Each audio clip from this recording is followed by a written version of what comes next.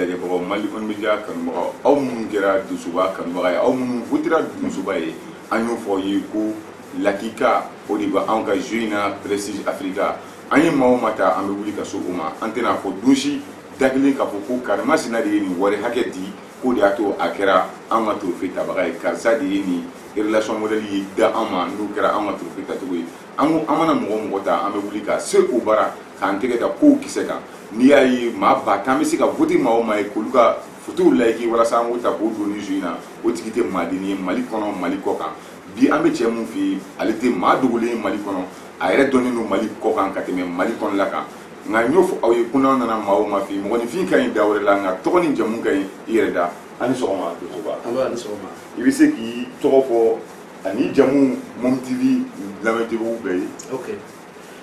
ne tɔgɔ Seguba Kuyate ni bɛɛ lajɛlen bɛ wele ko Dosoba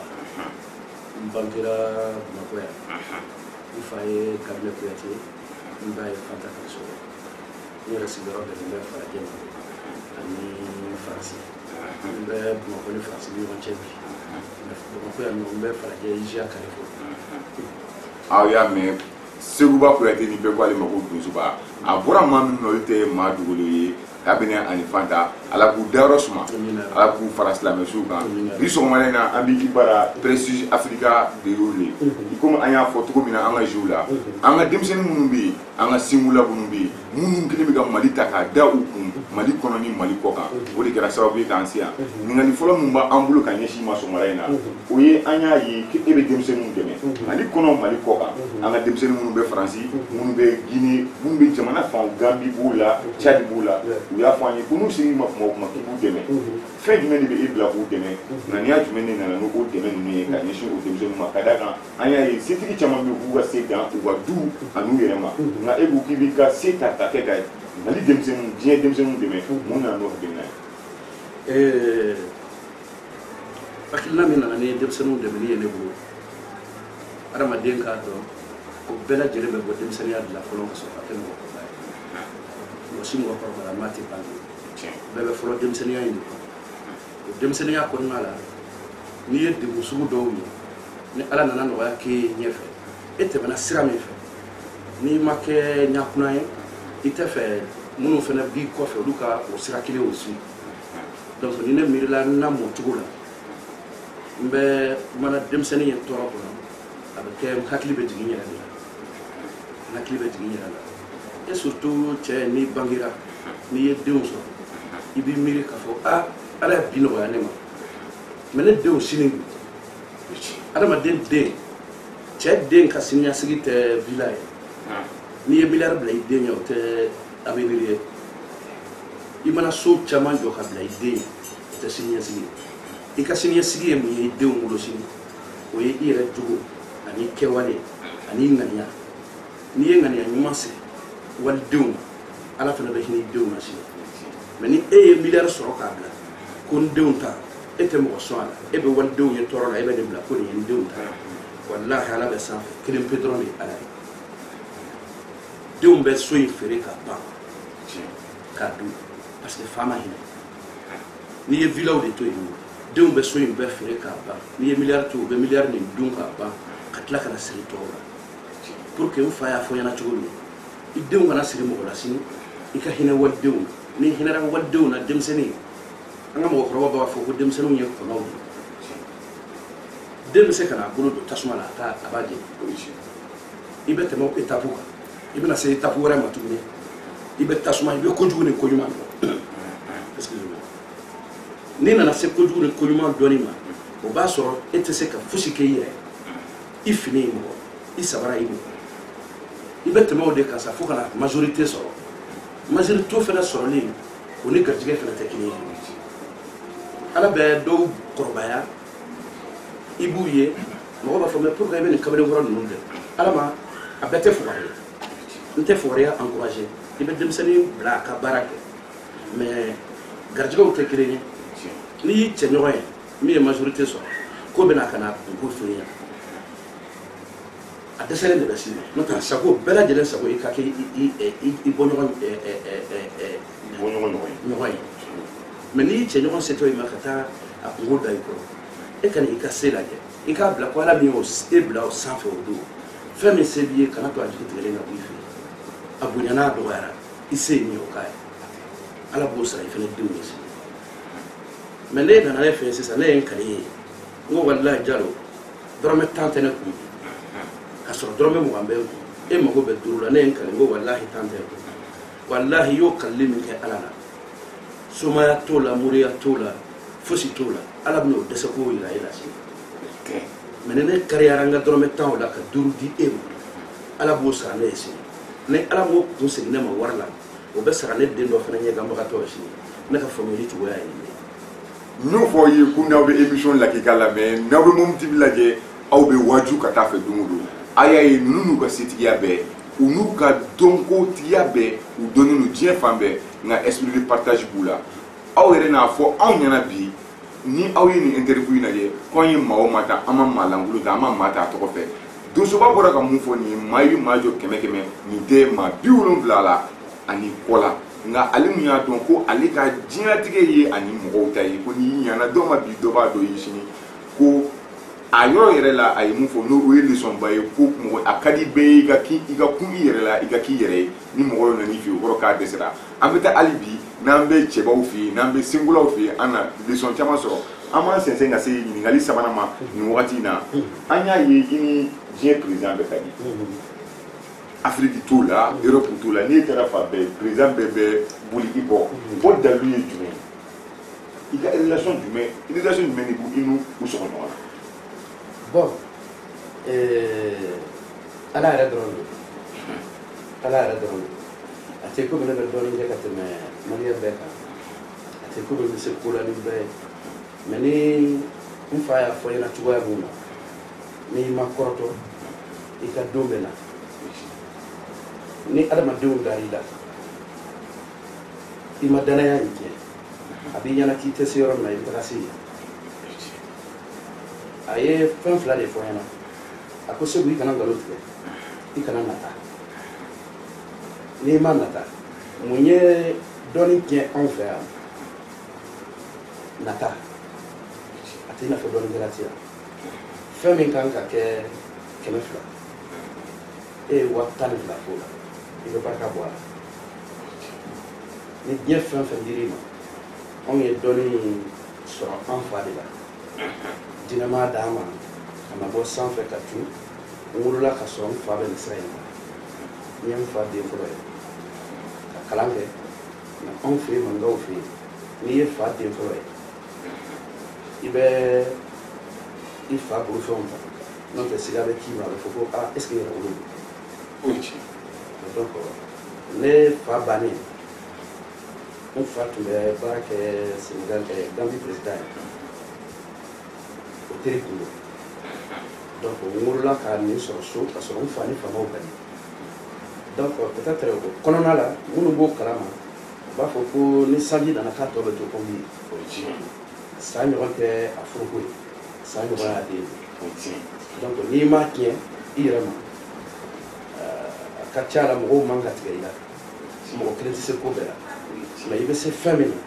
n'i wulil'o la fɔ n bɛ se ka nin kɛ i tɛ se min na i b'a fɔ ko n tɛ se ala yɛrɛ m'a bɛɛ di mɔgɔ ma donc n ye fa ka siraw de kan ka t'o la ten ka na ni masakɛ ninnu caman nana ɲɔgɔn dɔn ten u bɛ n wele n bɛ taga i yɛrɛ caman foto bulon ne donc n ye o sɔrɔ o cogo la n'o tɛ fo ka na baara kɛ u yɛrɛ kɛrɛfɛ i y'a fɔ cogo min na n mɛnna faso in yɛrɛ kɔnɔ yan ka sɔrɔ faso tun man jate n taalen Laginɛ de n y'a sɔrɔ député maire dɔ bɛ yen fɔlɔ ko Manajan Fode Kaba Laginɛkaw tulo bɛ n na n y'a sɔrɔ o de paralyselen don Jalo ne ye namara 33 la tɔgɔma Sénégal a tɛ Mori Jeli y'a tile bɔra bɛɛ y'a ye donc n taalen Guinée n terikɛ min bɛ n fasa dɔ ni o ye Mori Jeli Kuyate ye a ko n ma ko Segu o y'a sɔrɔ u ye fête dɔ de organiser n ye n bɔra yan nɔ ka taa o fête o la ka taa sɔrɔ député maire paralyselen don à 2 heures du matin u ko ko député ye o temps bila ka na ko kan'i fo sen de t'a kɔrɔ n'o tɛ k'a tun bɛ y'i ka kɛnɛ kan an ko d'accord ala y'a kɛ tulonkɛ bilara an taara ka taa dugutigi la de ka taa foli kɛ n ko n b'a lajɛ i t'a fɔ mɔgɔw ɲɛna k'a fɔ ko n bɛ nin kɛ sisan n bɛ taa la wuli n'a y'a to fana bɛ taa n ka nkalon kɔrɔbɔ a ye n bonya manden bonya ma segin bi ne taara o de la ala ye n dɛmɛ o don bɛɛ dugutigi wulila ka tɔgɔ ça c'est à 2h30 donc a kɛra dugutigi yɛrɛ ɲɛna sisan ko n'ale y'i sigi ale tɛ se ka wuli tuguni ale sira ka tɔgɔma fo ka dumuni kɛ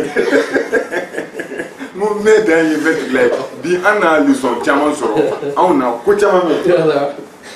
donc dugutigi tɔgɔmara ten fo sɔgɔma a bɛ tɔgɔma la a ka kuru kɔnɔ a ma sɔn ka sigi fo n nana deli ka k'i sigi ale bolo n'ale y'i sigi dɔrɔn ale tɛ wuli tuguni an tor'o la o kibaru de nana taa fo kana se Konakiri o sera Konakiri premier ministre ye n wele n taara o fana fɛ yen dɛmɛ min bɛ n na n y'o k'o fɛ an tora baro bila dɔɔnin o ko jaa dɔnniya wɛrɛ b'e la min tɛ nin premier ministre ye n ta ka min nommé ka k'a ka conseiller chargé de mission tɛ n ye san kelen kɛ baara la o don ni n taara baara yɔrɔ tile fɛ sufɛ n bɛ na mɔgɔ minnu bɛ don kan n bɛ sufɛ baaraw fana kɛ so kɔnɔ président fana n'o ye Lassana Conté o fana paralyselen kun n hakili la bɛɛ y'a mɛn an ka mɔgɔ caman bɔra yan ka taa k'u b'a furakɛ ala m'a ka laminɛ di ne kosɛbɛ ala nana o fana ka laminɛ di ne yan'a ka sa ne de y'a wuli a ka tɔgɔ komi média don télé don nkalon ma ɲi sisan média ko yɛrɛ kɛra problème ye n'i bɔra dɔrɔn bɛɛ b'o k'i dɔgɔya an ka mɔgɔw ma média ko fɔ mais bɛɛ n'i ka tɛmɛ sira kosɛbɛ Conté tor'o la o fana tɔgɔmalen o fana nana décret bɔ o ye nommé a kɛrɛfɛ conseiller spécial a ko ne den de ye nin e tɛ bɔ yan tuguni e bɛ to ne kɛrɛfɛ ne tora Lassana Conté kɛrɛfɛ o cogo la Lassana Conté bɛna sa 3 jours ala y'i to a ka sebagaya la ka fɛn dɔ yira ko n ka bɔ n bɔra o tile 3 Conté sara sɔrɔsiw ye coup d'état kɛ coup d'état kɛlen olu mɔgɔw fana ye n wele ayiwa Segu yan na an ye coup d'état kɛ n bɛ fɛ i ka na an dɛmɛ jamana ko de don o y'a sɔrɔ le général Seguba o ye n teri ye kabini ale bɛ u ka bataillon de protection ni o ye Bata ye ale tun y'o commandant ye yan'a ka k'o commandant ye fɔlɔ a tun bɛ frontière de la Zerebo ka b'o wagati n'ale donna ɲɔgɔn na an kɛra teri ye o nalen comme ministre de la défense a ye n wele n terikɛ i bɛ na an dɛmɛ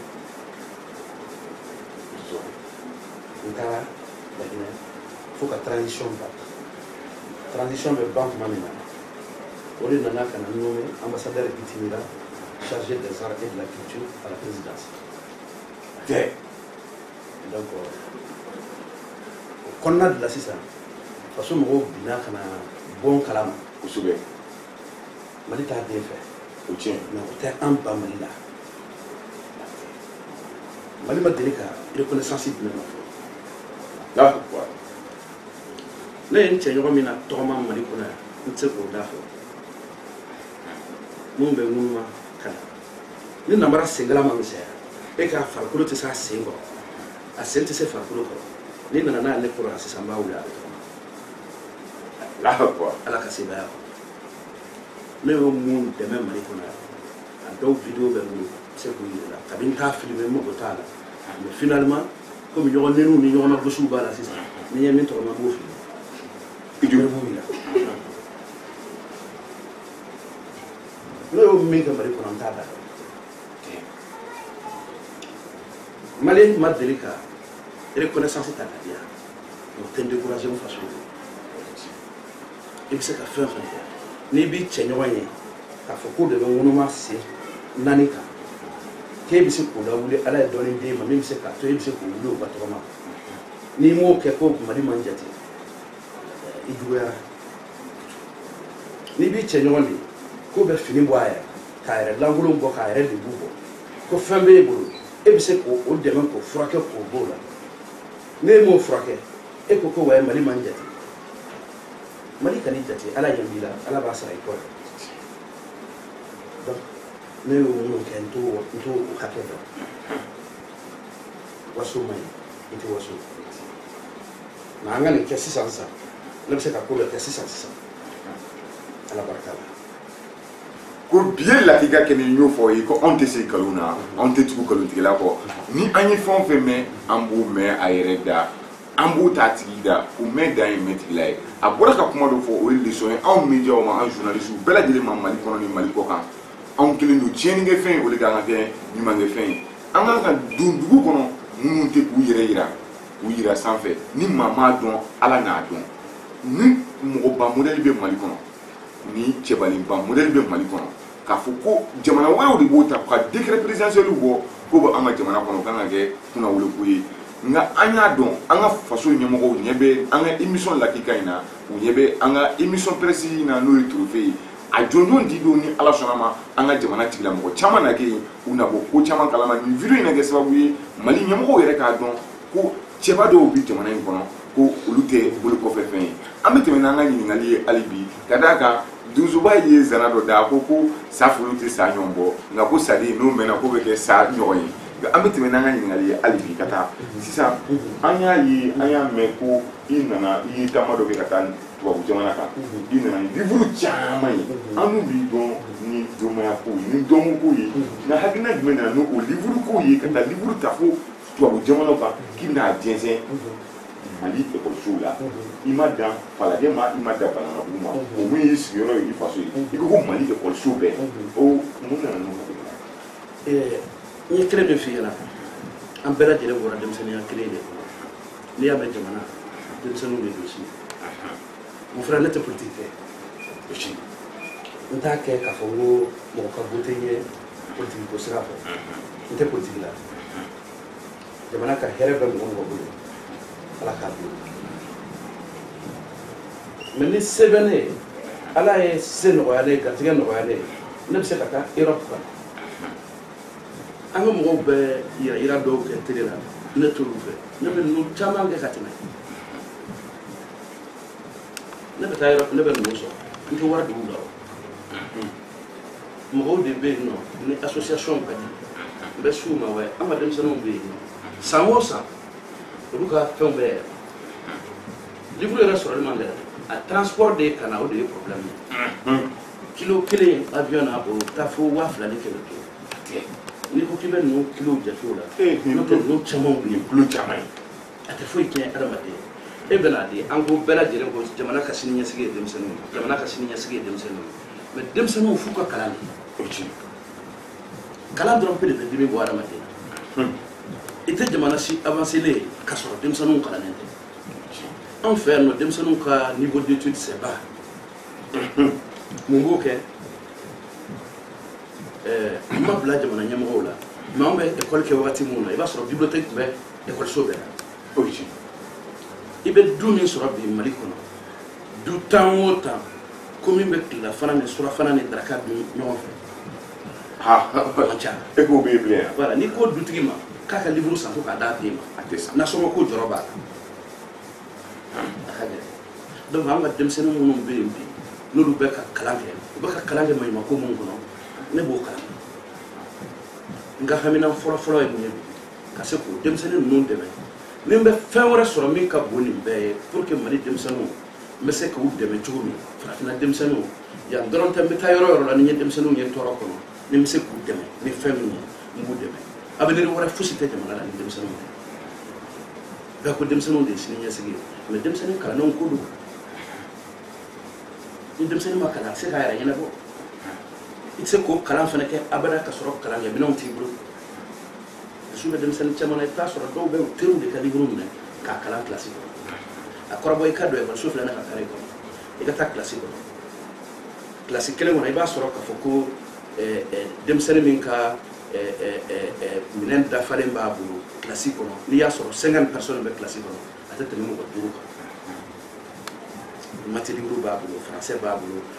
fɛngɛ b'a bolo géographie b'a bolo o tɛ tɛmɛ a bɛɛ dafalen denmisɛnnin min bolo kilasi kɔnɔ kilasi kelen kɔnɔ o tɛ tɛmɛ mɔgɔ 5 kan e ka b'u bɔ yɛrɛ bilen voilà t'u bɔ donc ni école seco école pareil mais école donc na kodo femme no bu je modo donc ni do la classe ko mba donc le amu ni ngoro la museka de même ko mboke ok museka ndeu ani lo no de mentu mu de mete dum so mu dona abaye la kuma mu na yae itemana ka fiento do so nous so du awo chama donc du bena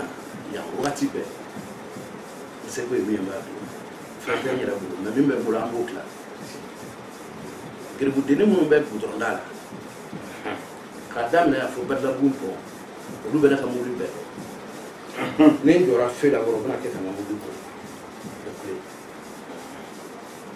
nga hakilina fora projet ba era bi fora be bulu bu dem sonu se ka récupérer tout le mana na barate chama be do ala pour que ka fanyine ku yere bon nona ulike ka dem sonu be ite se ko o réseau kere abada ki be dem sonu ta ku former na re be juma o juma ni na se ko dem senu kene no so be fa c'est ni pas donc ça va douler c'est une douler pour ta solution au bet de mettre pour encadrer il te sait quoi encadrement fana ke olu be munu bolo ni olu bolo be demseni nona fi ko lu fana ka condition de la folo ni ko kebe problème résolu fi ka problème solution de yini ko do masa munu be de bla kana di kamro do be de bla kana pour que de ga de kala nya so de libre mon frère, nous sommes des hommes qui souffrent de tout ça. Nous, quand on a des 7 000 mètres, nous sommes sur le dit, je sais parce que nous sommes il va y carré qu'on a tout de là que vous avez des gens. Il faut qu'il y ait des gens qui fait, il dit face au fait. Il va au délinquation de floquer. Maintenant, qu'on a qui nous bla délai nous là, café nous là, on fait le ballon de bois. Les coquets de Demsano récupérés. Il va vous donner un ouf et un offre, c'est pour le sortir. Mais il y a Demsano. Donc, à coca gris. Encore une fois, c'est cool. Mais, c'est vrai qu'il y a un catamane. Il y a un projet de fouille et pour des noms récupérés. Il y a un dos d'aller carré qu'on a un kilomètre. Où est-ce qu'il y a un sarrasin de notre navire? La vacille non est bien en l'air. Mais pourquoi il tourne demain? am se kata wa kemene million crédit conservateur voilà mais amuru dem sonu dale carré ko te se ka kemé fla dum pour le cadre c'est grave donc lu mo mena ne faire to yini aben kuna ko yire dem dum quoi ne fiti na ma matre bu yake on fana toro chamaye ni toro chamaye c'est mieux faire bene mbe femme sur le cadre de Demsano pour dire sirate faussité men no mo kene taïs qui télé ni Facebook ou kanka bobo mbe keta c'est pour se montrer j'ai pas besoin encore no e ira kaba wallahi ala na ira kabi Facebook ma ko na ira ko je kana sika fi j'ai pas besoin il me sait que fin jambo ke Demsano ni ala kaseka o Demsano no ta fanga dia ne me se ka demsene mo be kala na ku de ma ku ka kala na tara nyefe ne be école sego bien état de terrain ne be quartier demsene mi nga école sa ne nya mi se le carré ko ta école la mo na ita kalo sara ba te ga me be ta na ji ba sa directeur bien e be ta interview da ba ne ko ne demsene bi be école la nta sala do ka so tu faw don tu baw no de on lu kana bi no lu seru ya o kana donné o dot se kana de do e toro do kono ki kodo la et pourtant sans do la ka école tiana ni fa de ka école ça e nyuma donc wote nyuma ya ki yere ita ki yere ko so ni ya min ke bi no masraye wallahi do fa na bo sraye de do shi wote korbo na e mo bi di kanya na e mo bi di kanya oui, ou met dans les villes là qui gagne. Aucun animateur n'a papa Jérôme a dit son chaman tabi avec l'eau de que alaka douzuba ni en yere mechila. ka da kan ni an bɛ taa an bɛ se a ye hakilina minnu di ala k'o hakilinaw ta fanga di ale ni anw ma wa livre minnu filɛ nin ye anw fana la layidu di donsoba ma bi hali ni a tɛ fɛ a ka bɔ ni a bɛ di don min a k'an bɔ a kalama ka da kan ko ɲuman dogobaga ye kafiri ye o man di ala yɛrɛ ye fiyewu maa min bɛ sɔrɔ mun bɛ nin komɔlɛliw kɛ maa min bɛ sɔrɔ mun bɛ fantanw dɛmɛ o ni anw ye baara kɛ ɲɔgɔn ye ka da kan anw ko anw ka siyɛnni Mali on media ko fantanw kuma da don fantanw jigi sɛbɛyɔrɔ don anw ko fɛn o fɛn de bɛ n'o bɛ fantanw sɛgɛn ka da kan Mali n'i ye Mali sigi 100 sara la i b'a sɔrɔ 75 ye fantan ye anw bɛ fantanw de dɛmɛ ni o ye e yɛrɛ ka ca ye an na layidu d'i ma don min livre ninnu bɛ di an na y'o kɛnɛ kan o tɛ presse africaine jeu ye nka o ye anw yɛrɛ ka réalisation ye an bɛ wuli ka taa walasa ka kɛ diɲɛ seere ye o don ninnu na an bɛna tɛmɛ ni an ka ɲininkali laban ye sisan donsoba komi anw bɛ e ta ne bɛ e ta ne ka caméraman min ta maa si min ta Mali on media la maliyɛn bi dɔw de dar'i la k'i ta k'a fɔ ko nin cɛ in an dalen b'a la nin cɛ in ye mɔgɔ sɛbɛ ye an y'a f'i ɲɛna fo mɔgɔ kelen o kelen na an ye mɔgɔ fɛn fɛn interviewé f'i ka layiki ka se baatan ma minnu ko ne sɔnna mɔgɔ baatan e tɛmɛna o kan kuma jumɛn ni folikan jumɛn ni ladilikan jumɛn b'i bolo ka ɲɛsin olu ma. Mon frère kuma tɛ ne bolo foli dɔrɔn kɔ adamaden n'a y'i kanu kaban foyi tɛ kanu bɔ mɔgɔ ba tan ni kɔ minnu votera ne nin na ko pour que ka ne don a la n ma bɔ a kalama yɛrɛ n'i y'a dɔn sanu tɛ se k'olu sara wari tɛ se k'olu sara u ye danaya min d'an kan n b'a ɲini ala fɛ ka taa saya se ma o danaya o kana to n bolo u ye kanu min d'an kan n k'a dɔn u ye mɔgɔ mɔgɔ n'o votera ne de ka na tɛmɛ mɔgɔ ba tan kan ne tun t'a kalama yɛrɛ k'a fɔ n ko nin jeu in bɛ yen ja i bɛ choisi kɔfɛ de k'i don a la e ne yɛrɛ ka kuma o kɛra kun min kosɛbɛ an mago b'i la ko d'accord i y'a ɲɛfɔ n ɲɛna ko baasi t'a la ne bɛ kanubaga bɛɛ lajɛlen fo farafinna ani farajɛla maliyɛn guinéen sénégalais o bɛ diɲɛ yɔrɔ o yɔrɔ n ka foli b'a bɛɛ lajɛlen a fɛn fɛn votera n ye ka danaya d'an kan n b'a bɛɛ lajɛlen fo u b'u bɛɛ fo k'u koɲuman dɔn k'u bɛɛ ni ce ala k'aw sara. n y'o fɔ ye ko ne dan ye mɛtigila ye nin ma bɔ ne da se n y'a fɔ ye ko lamara tɛ jeu in na ale yɛrɛ ka interview kɔnɔ an ma kuma sɛmɛ a la nka a y'a fɔ a kun t'a kalama ka an y'a ta aw minnu votera aw de b'a dɔn k'a kun bɛ jeu la parce que an b'a bila an ka page kan a mɔgɔ tigila kɛ mɔgɔ kɛrɛnkɛrɛnnen minnu an bɛ fɛɛrɛ kɛ walasa hali u ka mɔgɔ minnu ka surun la kosɛbɛ u kana a ye walasa lamara kana don a la an y'o fɔ ye ko inscription tɛ jeu in na an tɛ maa si tɛna fɔ ko nin ye miliyɔn hakɛ de d'an ma an ka presse di an ko trophée bɛ di maa min n'a ka kan an y'o fɔ an ka kɛnɛw bɛɛ lajɛlen kan ni tun y'aw ka émission lakika ye Prestige Africa trophée kɔnɔ aw k'an bɛn diɲɛ wagati yɛrɛ